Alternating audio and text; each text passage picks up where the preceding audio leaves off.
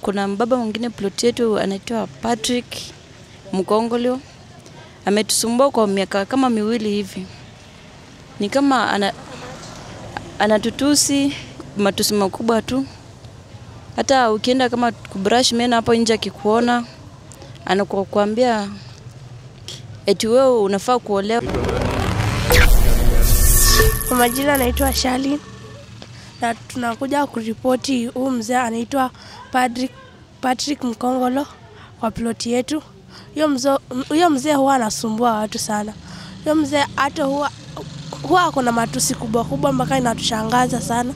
Na huwa anapenda kuambia wasichana wadogo ati waende waolewe, na tena huwa anaambia watu ati kama wasichana wanatusi malaya, kama ni wa vijana wanasema ati hao ni mashoga, ati kama wanasema ati kama mwili yako unachemka, kama ni mwanamke atuende utafute wa vijana huko Kano Street, something like that. Hata tuelewi hizo ni maana gani. Na sisi ni watu wadogo bado tuko shule, lakini huwa anatushangaza sana. Okay, nani huyo aliweza kuambiwa mmoja yake inachemka ili aweze kwenda Kano Street? Kwa nini anasema aende Kano Street? Mimi hata sijui. Mimi tulikuwa tu tunafanya kazi zetu, lakini akaanza kusema hivyo ati juu alikuwa anasema ati tunamfuata, ati tukianika manguo side hiyo yake, side yenye yeye anaishi, lakini sio kamba zake, anasema ati sisi tunamfuata. Okay. Yes. Na wewe uko na umri wa miaka ngapi? Mimi niko na 13. Oh, miaka 13. Okay. Okay. Na maybe wewe mwenyewe mama anajua umekuwa umemjulisha mzazi ama bado? Tumewajulisha, lakini bado hata hao ni mashahidi. Lakini tunataka usaidizi, nataka watusaidia. Huyo mzee either afunguliwe mashtaka ama afukuzwe kwa plot. Si hatumtaki kabisa. Kama watoto. Kama watoto hatumtaki kabisa. Okay. Yes. Sawa, asante. Haya. Wewe unaitwa nani na kwa nini tumekuja police station? Ni nini imeweza kutokea? Naitwa Saidi. Nimekuja police station kuripoti baba fulani anatusumbua sana. Jina lake ni Padi. Ametusumbua sana kwa ploti watoto tukae kwa amani tuwezi cheza. Anatutusi matusi kubwa. Tuwezi cheza. Tumekuja kumripoti na tulikuwa tunaomba hame. Hiyo tu peke yake ndio naweza sema. Hapo akiwaambia nini? Hebu tuambie ni nini hapo. Alikuwa akitutukana shoga. Anaita wasichana wengine hapa mamalaya. Na matusi zingine kubwa. Yeah. Okay. Na hiyo ilikuwa imechukua muda gani? Ni kitu yenye mko kizoea ama ni kwanza? Ni kitu amezoea kila siku. Yaani hiyo ni kitu kila siku tunaripoti. Tunaripoti tupate usaidizi, lakini leo tumekuja wote na tulikuwa ndio tumpata usaidizi. Na maybe mwajulisha wazazi wenu? Tulikuwa tunawajulisha. Tumeishi tunawajulishaga. Wanamwachia, lakini hii leo imekuwa kubwa sana, imbidi tukuje wote. Kwa majina naitwa Elizabeth Mandu na nilikuwa nataka kuambia kuna mbaba mwingine plot yetu anaitwa Patrick Mkongolio. Ametusumbua kwa miaka kama miwili hivi. Ni kama anatutusi matusi makubwa tu.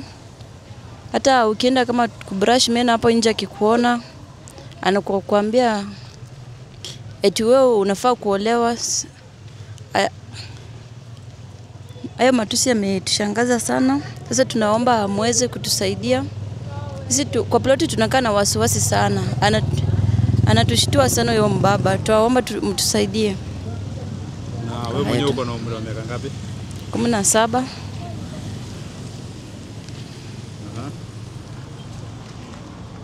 Kama tuseme siku moja nilikuwa naenda kubrush meno hapo nje.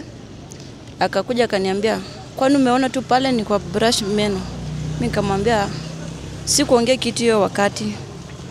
Akanitusi, "Wewe umekuwa mtu mkubwa, wewe inafaa uende uolewe." Lakini mimi babangu ananiambia, "Akikwambia kitu, wewe enda tu kwa nyumba ukakae, usimjibu kitu yoyote." Kwa hayo tu. Naitwa Joyce, naishi hapa Bairetaram. na jirani anaitwa Mkongola. Ameshindwa kutusumbua. Sisi ana time wazazi tumetoka kutafutia watoto. Anatusi watu maneno machafu, anaitwa watoto kama wasichana ni malaya. Ndio. Wasichana na vijana anaitwa mashoga. Ndio. Sasa tumeripoti kule last year hata anataka kurepu mtoto wangu, nikapeleka kwa Children's Home. Tukaenda kesi kwa Bondeni, hakuchukuliwa hatua. Sasa mara hii amezoea, tumeamua kama hawatachukua hatua sisi tumhamishe kwa by force. Ndio. Juu tumeandika statement, watu wamesema yao yote bila na watulumu. Watoto hawezi kaa kwa amani. Wewe umetoka nyuma, maneno ndio hiyo. Na yeye ni mzazi 50 and above years. Kwa watoto maneno makali ni nini hiyo? Ukiita mtoto wa mtu malaya. Si huwa anamuita hivyo? Sasa sisi ndio. Sasa hiyo maneno machafu sisi hatutaki kama wazazi. Watoto hawana amani. Anapika watoto picha kama nani? Yes, ya relative. Consent ya mzazi hana. Lazima upate consent hata shule ndio mwalimu apike mtoto picha. Yeye anapika mtoto picha, anapeleka wapi picha? Tunataka waseme hiyo ni nini? Anapeleka wapi mapicha? Wao mnapikwa picha? Ndio. Lazima aitwe na aongee ni nini, lengo gani ako nayo. Kabisa. Yeye tumeamua hivyo, tumechoka, lazima achukuliwe hatua. Na mlivyokuwa mmeenda, hii kitu imeanza kutoka lini? Miaka imeenda. Tangu tu anakutafuta. Tumekusana kwa maji, tumeachia maji yeye, anatumia peke yake, bado anafagia kwa mlango. Hiyo ni nini hiyo? Ametusumbua sana. Makosa kila wakati anakutafuta. Na yeye maybe anafanya nini hapa Pairetram? Ni landlord, ni caretaker, ama yeye ako na cheo gani? Mpangaji tu. Kama sisi, mpangaji tu kama sisi. Ana la kufanya. Sisi tukitoka yeye anabaki kutuzi hapo watoto nyumbani. Ndio. Sasa tumekuwa na wasiwasi nini itahappen kwa mtoto next juu labda apotee juu mambo yake ya picha kwanza anapeleka wapi?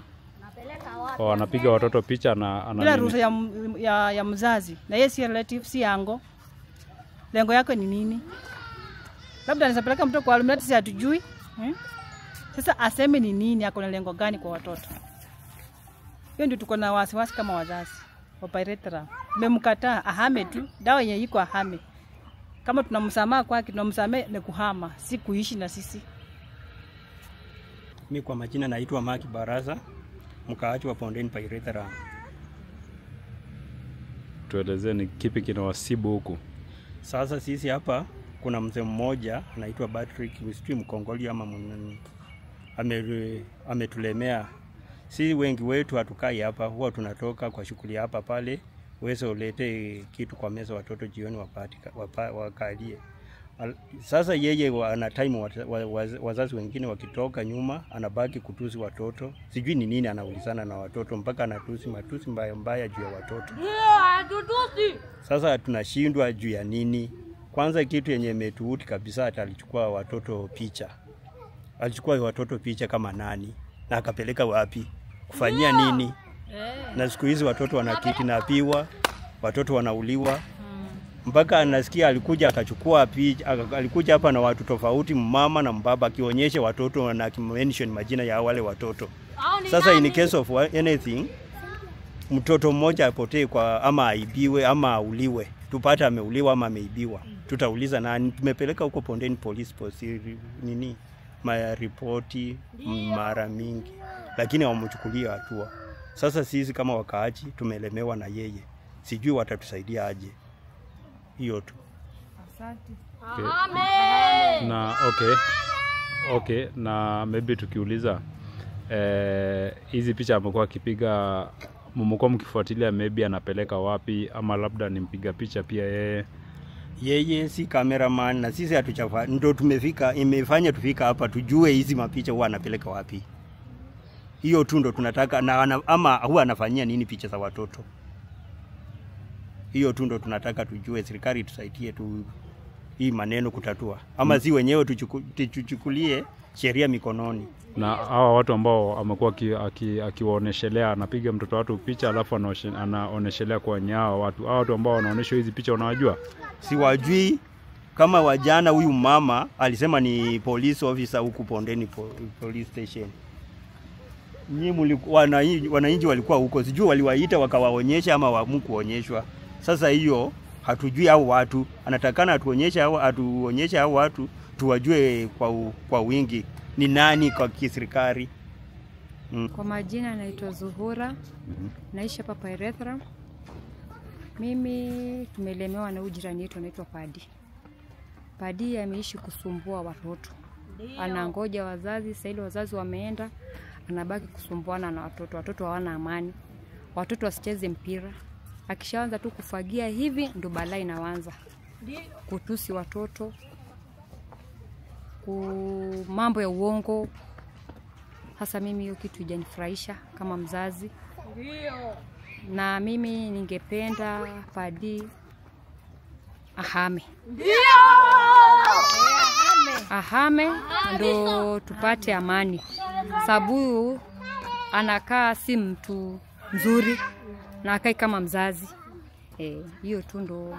Okay, watoto haswa wa kike, kwa kuwa tumeona watoto wa kike pia walikuwa pale police station wakiandikisha statement. Ni Padi ameishi kutusi watoto wa kike, malaya. Kama ni vijana pia anawatusi mashoga. Ndio. Na kitusi watoto wanachanganya paka na wazazi. Sasa sisi tumelemewa na mambo ya Padi, tunaomba msaada vile tutapata ya usaidizi. Na tumeripoti, hata mimi niko na OB ya kwanza na niko na ya pili. Kwa hayo machache naomba msaada. Tusaidike kama wazazi. Kwa majina ni Ngetich, mimi ni mkaaji wa Pyrethrum. Yaliyotokea siku ya leo ni mambo ya huyu jirani wetu ambaye anaitwa Pati. Huyu mzee ametusumbua sana kwa hii plot. Mpaka tunataka tuhame. Furaha yetu ni tumuone tu huyu mtu ashahama kwa hii plot ndio tusikie vizuri. okay, ungetuelezea tu ni nini imekuwa ikiwakumba hapa hivi kuhusiana na mambo ya huyu ambaye mnamuita Padi? Ni nini imekuwa ikiwakumba? Kila na wakati anasumbua watoto wetu, mara anaita mamalaya wasichana, mara saa zingine anawapika, mara saa zingine anaita vijana washoka, hata mpaka hatujui hata ushoka ni nini. Tunashangaa mpaka watoto wanashangaa hata na wao. Mara saa zingine huyu mzee ametulemea kabisa. Sijui shida yake nini, sijui ni nini amsumbua. Huyu mzee hatujaona hata akiwa na bibi, hatujaona mtoto, hatujai muona, tunamuonanga tu ako peke yake na hatujui nini namsumbua. Okay. Ni mzee ako na umri kama miaka ngapi hivi? Ukiona umri wake ni 57 and above. Okay, ungewaambia vipi wale ambao pia wako na tabia kama hiyo ya kutukana watoto, vitu kama hizo? Watu kama hawa ningependa kuambia ya kwamba si mzuri kutusi watoto, kwa sababu unajua hata sisi wasasi hatutasikia vizuri wakati watoto wetu wanatusiwa. Si vizuri. Hata yule mzazi mwenyewe anafeel hiyo. Hata kama mimi nikiongea hapa niko na uchungu sana wakati alimwambia msichana wangu wewe ni malaya, nikashindwa ati wewe damu yako inachemka na mtoto ni wa 13 years. Hata anaushangaa mtoto wa class 7 anaambiwa mambo kama hiyo na hata ajui hiyo ni makosa sana. Sasa wazee kama hao wanafaa wachukulia hatua. Kama ingekuwa mimi wachukuliwa hatua ndio hiyo mambo ikome. Iwe funzo kwa mji na yes, iwe funzo kwa mwingine. Atupata amani. Asante kwa muda wako.